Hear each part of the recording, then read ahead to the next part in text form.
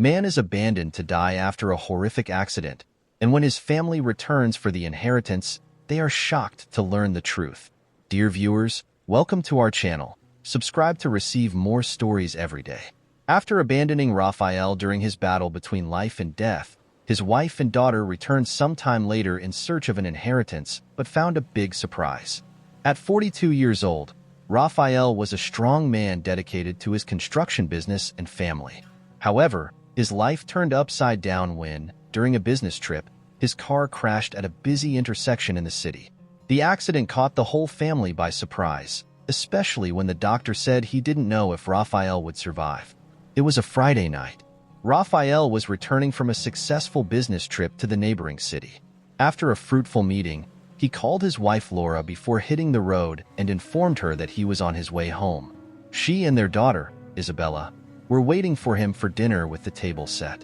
However, just a few kilometers from home, his car collided with a speeding truck at a busy intersection, causing it to flip over and crush on all sides. Less than 20 minutes after the accident, while still finishing dinner, Laura received a phone call informing her about the accident. She and Isabella rushed to the hospital and received the news that Raphael was undergoing surgery and would later be in the ICU. Raphael's parents were already deceased, but Laura called his brother, who immediately went to the hospital. After the surgery, the doctor met with the family to explain what had happened. Raphael had suffered a severe spinal injury, and the car's metal had pierced his lung. "We performed the spinal surgery. Now we will start reconstructing the lung," said the doctor. Laura was crying heavily and didn't know what to say. His brother asked, "Will he be okay?" The doctor replied, "We can't know now. We have to see how he responds to the treatment. The lung issue is complicated. He might fully recover, but he could also survive for just a few more months and end up dying." The next day, Raphael woke up without much memory of the accident. He could speak but had difficulty moving. When he received the news from his doctor about what had happened, his eyes filled with tears, and he said nothing. Seeing Raphael's despondency, as if he had received a death sentence, the doctor explained that not everything was lost. He would need to undergo another lung surgery, but would soon be able to go home. "You have always eaten very well, led a healthy life, and had no vices. This can make all the difference now," the doctor added. Hearing this, Laura squeezed Raphael's hand and said, "We will take care of you, and everything will return to normal. I believe. I have faith." Their daughter came closer and hugged him, saying, "Everything will be okay, Daddy." Raphael was not an emotional man, but in that situation, he couldn't hold back the tears and promised himself that he would fight, as he had on so many other occasions in his life. The following day, he underwent another surgery, and since everything went well, he was discharged and could go home. The doctor warned Raphael, "Get ready. Now the most difficult and decisive phase of your treatment begins. You need to follow the treatment strictly, or you could put everything at risk." Laura and Raphael listened to the doctor's instructions attentively before going home. Concerned about his family and household routine, Raphael wanted to know how long the treatment would last. The doctor explained that it was impossible to know how his body would react. It could be a few months, but it might take more than a year. Fortunately, the family could go through this difficult phase without major financial worries, as they had good health insurance, lived in their own house, and Raphael had some money saved. Despite being only 43 years old, Raphael was already a very successful man in his field. Coming from a humble family, he started working very early, at 15 years old, as a construction laborer. At 18, he bought a truck and started a small construction company. Over time, Raphael managed to grow the business, providing for his family and living comfortably. They weren't rich, but they weren't poor either and had a very comfortable life. Knowing he couldn't work for some time, he left the company in the hands of his brother, who already worked with him and was very trustworthy. To be fair to his brother, they agreed that the trucks would be leased, and his brother would keep all the profit, paying only for the lease. Raphael was a fair man, but also a businessman. He knew his brother would strive more if he had the opportunity to earn more. Thus, despite being apprehensive, Raphael had faith and felt in his heart that he still had much to live for and would recover. So he faced the treatment with courage and determination. The treatment was harder than he imagined. He felt weak and had chest pains when breathing. He couldn't make any effort to avoid straining his lungs and needed to take many medications every 4 hours. With so many medications in his system, Raphael couldn't eat, and when he did, he vomited everything.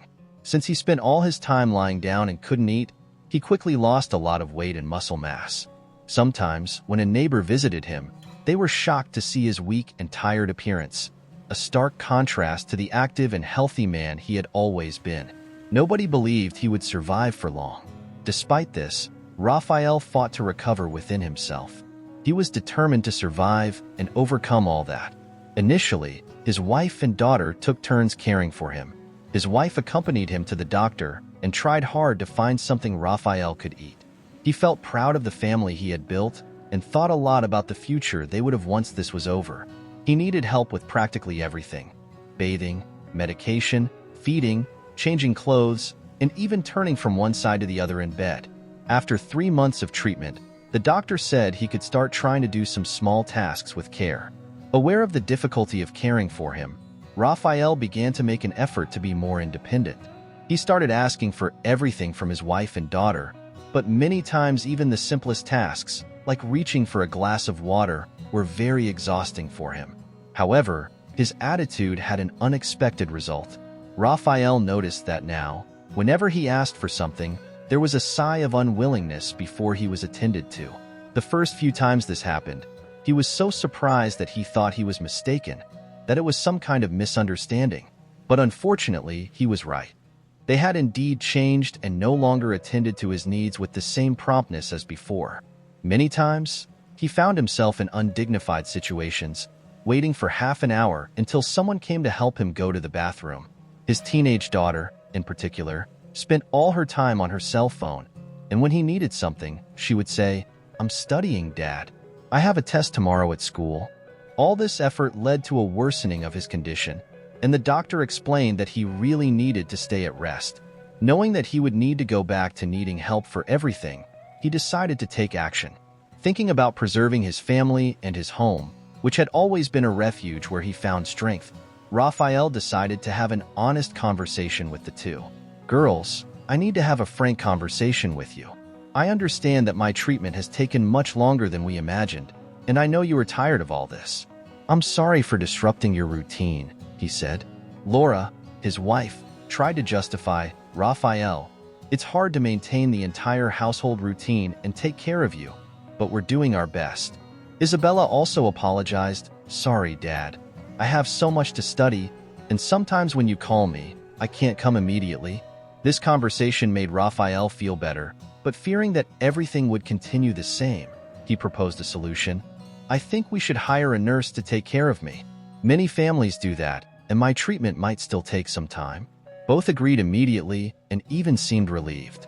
In a way, Raphael also felt relieved because he would no longer have to think twice before asking for help.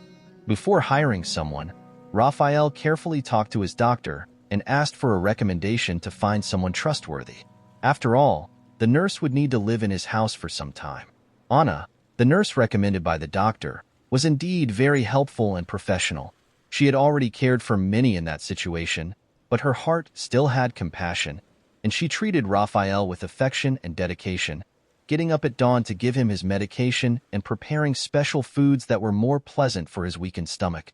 Thus, Anna's presence brought relief to the whole family, but this soon began to change. Laura started to feel uncomfortable seeing another woman taking care of her husband. Anna took such good care of Raphael that Laura couldn't believe there wasn't some interest in her husband. Raphael, on the other hand, had worsened and was going through a difficult stage in his treatment and couldn't do without Anna's care. The treatment had already lasted several months, and he was no longer the man he had always been. He had lost more than 20 kilograms and could barely stand. Many people thought he wouldn't make it, and these were his last days. Instead of worrying about him, his wife started picking on Anna, complaining about everything the woman did. Even her mother called Raphael to complain about Anna's presence. "Raphael, listen to what I'm going to tell you. It's an affront to your wife. The neighbors are saying you have another woman living with you," said Laura's mother. That wasn't true. The neighbors knew Raphael's situation well and knew Anna was just a nurse. Later that same day, Raphael heard his wife talking to her mother on the phone and realized that she was jealous because Anna was a beautiful woman and younger than her. His wife's irritation with Anna's presence became visible and even embarrassing for the nurse. Raphael decided to talk to her and assured her there was no reason for such jealousy and that soon he would be recovered and they wouldn't need the nurse anymore. Laura agreed with everything her husband said, and he calmed down, focusing on his treatment. But a few days later, when he came home after a consultation, he was surprised by the absence of his wife and daughter. On the kitchen table, there was a note. "Dear Raphael, I can no longer bear to live in this house seeing another woman take my place. I will spend some time at my mother's house until you finish the treatment. With love, Laura." Raphael tried to understand what was happening. He was so weak that he could barely stand. He couldn't believe his wife had such jealousy to the point of leaving. At the hospital, he saw many patients unaccompanied and heard comments about how many families fell apart during treatment. Husbands abandoned their wives in their time of pain, and children abandoned their parents in the worst moments of their lives. Raphael never thought he would be like those people, but there he was, alone in his house with a hired nurse to take care of him for just 2 months. In a situation like this, many people would have given up and succumbed to the pain, but Raphael was not that kind of man. Alone in the kitchen, feeling pain all over his body, he remembered when he started working as a construction laborer. The body aches after a long day of work, the humiliations he often suffered on construction sites, and the days he worked in the rain. These memories made him feel grateful to be in his own home with a good doctor taking care of his health and professional help taking care of him every day. He closed his eyes and thanked God for everything he had and didn't think about his wife and daughter, who had certainly left imagining he would die soon. While Raphael fought with all his strength to recover his health, Laura and Isabella didn't make a single phone call to check on him. But with willpower and Anna's help, he survived, and after almost a year, his doctor announced that the worst part of the treatment was over. His lung was healed and functioning well. "Raphael, congratulations. You will now start a recovery treatment," the doctor said. In this second phase, he would no longer take such aggressive medications for his body and would start physiotherapy to regain his muscles and train his lungs. As soon as the medications were changed, his stomach reacted. He regained his appetite and could eat anything. With Anna's and a nutritionist's help, he gradually regained vitality and weight. His brother visited him and asked if he wanted to fetch his wife and daughter, but he replied that he didn't know what he wanted or what he would do. Raphael was afraid of being unfair to them and wanted to think more about the matter. He hoped they would regret and return home, but this never happened. One day, when he was feeling better, he went to the bank to check his account status and discovered that his wife had spent all the money they had saved in the savings account, including the reserve they had set aside for Isabella's college. That was the last straw. The next day, he looked for a lawyer and filed for divorce. The lawyer tried to contact his wife, but she never responded. In the neighborhood where they lived, the neighbors knew what had happened, and Raphael noticed the whispers wherever he went. Gossip and whispers were frequent. The nosy neighbors would say, "There goes the man abandoned by his wife and daughter, a poor guy." Raphael fought hard not to let the whole experience make him a closed and bitter man. And indeed, during his physiotherapy sessions, he met a woman who was also undergoing treatment at the hospital and became interested in her. Sophia was undergoing treatment for arthritis. She spent a few minutes on the bike and treadmill, then stretched with the same physiotherapist as Raphael. Therefore, the two sometimes talked. She was a calm and reserved woman, always with a book under her arm, and smiled kindly at the clinic staff. Without realizing it, Raphael began to think about her more and more until one day he decided to invite her out. He was already able to go on some outings and missed having company. She accepted, and Raphael realized she was also interested in him. They started going out to lunch after physiotherapy frequently. They went to simple places near the clinic, but it was always very fun because they were in good company. Raphael started to smile again and looked to the future with enthusiasm. One weekend, his brother came to visit him and noticed he was happier and commented, "You are different. What's happening? Is it the end of the treatment?" Indeed, his health was almost fully recovered. He felt good physically and emotionally. "Oh, my brother, I should be discharged from the treatment soon. Great news. "It will be so good to have you back at work," his brother said, and they hugged happily. Raphael decided to tell his brother about Sophia, but to his surprise, his brother was a little suspicious. "Raphael, please be careful. You are a successful man. This can attract a dangerous type of woman." The next day, when he went to lunch with Sophia after physiotherapy, she announced something he was not prepared for. "I'm finishing my treatment, and we won't see each other at physiotherapy anymore." Surprised, Raphael feared she would announce she was leaving, but she said something very different. "I want you to come and visit my home and spend a weekend with me there. I live alone in a large house in the suburbs. There's enough space for both of us." Sophia then revealed that she lived alone in a large house in a suburban neighborhood. She had a small business selling plants to stores in the surrounding cities. He gave Anna the weekend off and had a wonderful weekend with Sophia. After that, he started visiting Sophia frequently and decided to create a vegetable garden in her backyard with the help of one of the men who worked with her. The two built a cover and planted many herbs and vegetables. Sophia suggested he start selling the produce at the local market, and Raphael was so happy that he decided to make some changes to his life plans.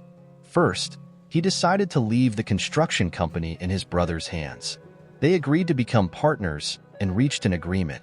This filled Raphael's heart with happiness because with the partnership, his brother would have more means to start a family. He also decided to give his house to Anna, his nurse, as a thank you for everything she had done for him. She was the only one who didn't abandon him when he needed it the most. As he and Sophia planned to marry soon and move to the suburban house, he no longer needed the house. Anna, on the other hand, was a single woman who depended on her work to survive, and Raphael thought that one day she might not have the strength to work anymore. She still didn't have her own home. When she heard the news, she cried a lot and said she had never done anything expecting a reward but thanked him from the bottom of her heart. After so much time taking care of Raphael daily, they had a relationship of friendship and affection for each other. A few years later, when Raphael had been living in the suburbs for some time, someone knocked on Anna's door looking for Raphael. Anna looked through the peephole and recognized Raphael's ex-wife, Laura. "Hello, Raphael used to live here," Laura said. "He doesn't live here anymore," Anna replied with a dubious response. Immediately, Laura thought Raphael had died. "Oh, and you are the nurse who took care of him. What are you doing here?" "He gave me this house as thanks for my dedication to him," Anna answered. Laura was shocked but clearly didn't believe Anna. "Oh, I always knew it. I knew a gold digger like you was involved. See, Isabella, I wasn't crazy." Saying this, the ex-wife tried to push the door, but Anna managed to close it on her. Laura and her daughter still knocked on the door for some time until they gave up and left. Anna immediately called Raphael and told him what had happened. In the afternoon, Raphael received a visit from his brother, who came to warn him that Laura was looking for him all over town. "She thinks you died and that I appropriated the company and Anna the house. She says she and her daughter are the rightful heirs," his brother said. Worried, Raphael called his lawyer to find out what to do. But since the lawyer had already handled the divorce and she had already taken all the money from the savings account, she had no rights. A few days later, she returned to Anna's house, wanting to know about the inheritance. Knowing that Raphael preferred them to think he had died, Anna confirmed his death. "I don't know if you knew, but he was very ill and died of a broken heart when he was abandoned by his daughter and wife," Anna said. Without achieving anything from Anna, Laura and her daughter knocked on the neighbors' doors, but since everyone knew she had abandoned her sick husband, she was not well received anywhere. However, one of the nosy neighbors ended up letting slip some information. The neighbors informed her that he had left the house to Anna while he was still alive and went to live with a woman named Sophia in a large house at the city's entrance. Laura decided to go there because she thought this Sophia might have gotten the inheritance that belonged to her and her daughter. It wasn't difficult to find the house. Sophia was well known in the region. Sophia already knew the whole story and confirmed Raphael's death because she knew he preferred it that way. Raphael died a few years ago. He mentioned he had a wife and daughter, but they never showed up. Offended, Laura took this comment as a provocation and started tearing up the plants around, throwing pots, and screaming a lot like a madwoman. The workers at the house were worried about their boss. Meanwhile, Raphael listened to everything from inside the house.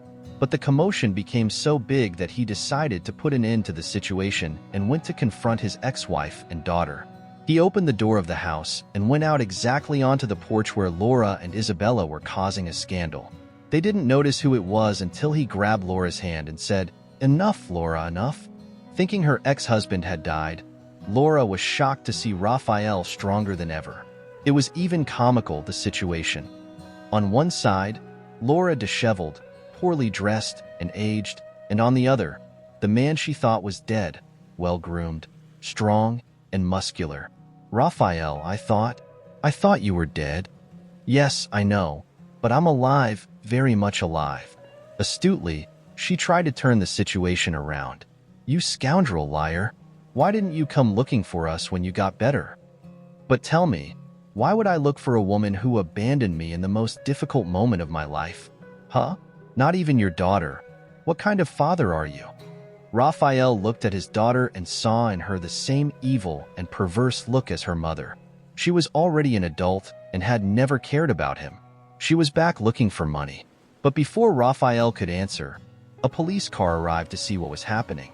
Seeing the two women destroying the plants and yelling at Sophia, the workers had called the police. In the face of the invasion of property, threats, and destruction, with so many witnesses, the police asked Raphael if he wanted to file a complaint against the two.